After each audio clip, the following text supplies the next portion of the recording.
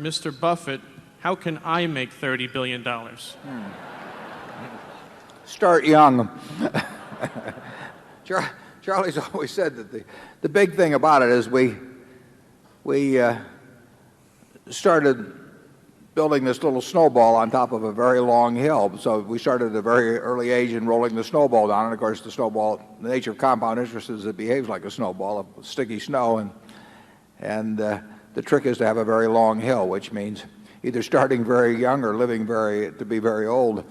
I would do it exactly the same way if I were doing it in the investment world. I mean, if I were getting out of school today and I had $10,000 to invest, I'd start with the A's. I would start going right through companies, and I probably would focus on smaller companies because I would be working with smaller sums, and there's more chance that something is overlooked in that arena.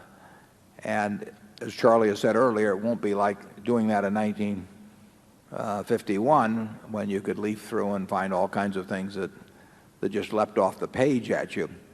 But that's the only way to do it. I mean, you have to buy businesses or little pieces of businesses called stocks, and you have to buy them at attractive prices, and you have to buy them you have to buy into good businesses. And that advice will be the same 100 years from now in terms of investing. That's what it's all about. And you can't expect anybody else to do it for you. I mean, people will not tell you about wonderful little investments. It's not the way the investment business is set up.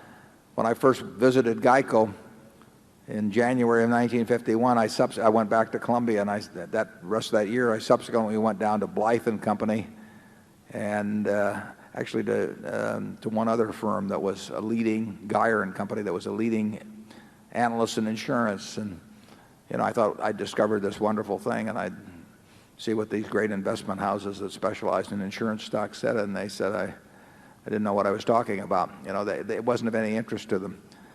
You've got to follow your own.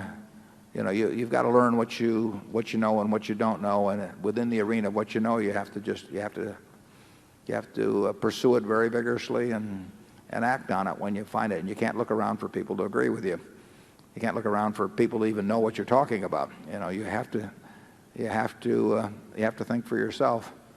And if you do, you'll find things.